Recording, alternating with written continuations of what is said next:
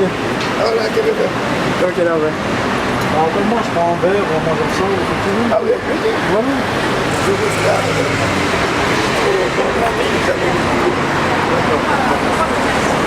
Et là, comme vous avez dit, Il y a poisson. moi, juste avant, je pars. Ah ouais, d'autant plus le chef, il aime ça. Ben, Là, là, tu je vais aller à quelques jours.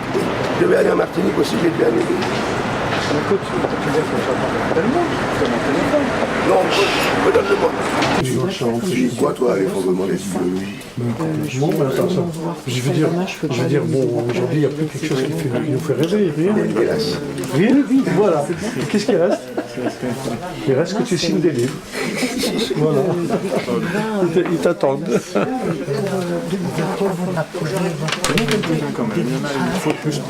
Vous êtes là, nous sommes tous ici.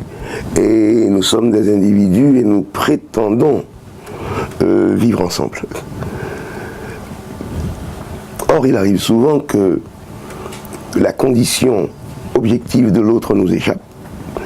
Et il arrive aussi que ce qui se passe à l'intérieur de l'autre nous échappe complètement. Et non seulement ça nous échappe, nous pouvons même être indifférents, voire hostiles à ce qui se passe à l'intérieur de l'autre. C'est ce que j'appelle la méchanceté ordinaire. Bonjour Yaya, bonjour Lionel.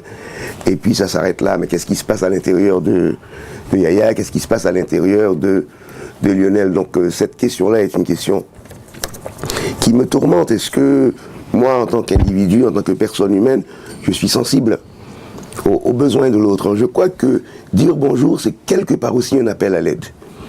Et nous ratons constamment des appels à l'aide, alors que nous-mêmes, nous en exprimons constamment. C'est ce jeu-là de j'ai besoin de toi et on dit cela, mais l'autre n'entend pas. C'est ce ratage de la communication entre les humains aussi qui m'interpelle. C'est un peu le prolongement de la question posée dans La Belle Amour humaine. Que faut-il faire de sa présence au monde? Je crois qu'il faut peut-être apprendre à être plus sensible à la parole de l'autre et au silence de l'autre. L'Algérie.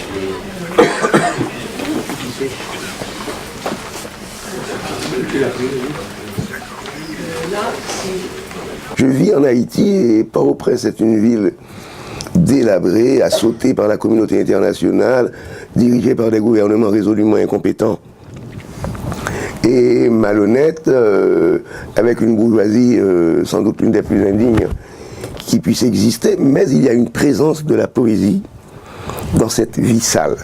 Vous êtes dans les rues, là, vous avez quelqu'un qui vous sort une phrase en créole, et c'est de l'ordre de la poésie, ou qui vous cite Baudelaire ou François Villon, qui vous interpelle dans la rue Frères Humains, qui après nous vivez. Je sais que je n'utiliserai jamais plus l'expression la terre ferme. La terre ferme, c'est un mythe, ça n'existe pas.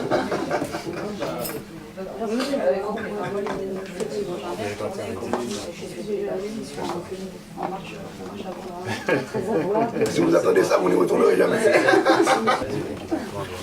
Les livres que j'écris sont toujours fondés sur quelque chose d'extérieur, ils naissent du regard.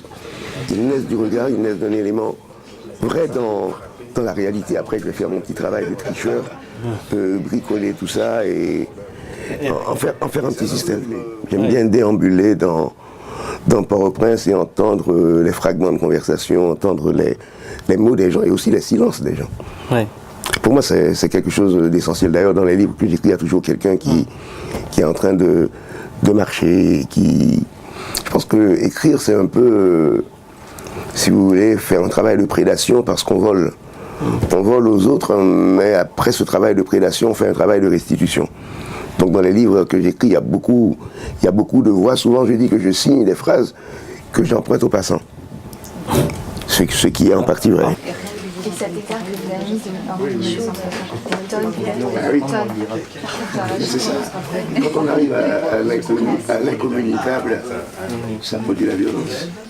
À un moment où on dit l'autre l'ayant raté, je l'ai... Et c'est l'air que je trouve très fort. Ah mais je me l'arracherai en fait. Vous m'avez plusieurs phrases. Si la littérature est en deçà du langage quotidien, elle ne vaut pas la peine.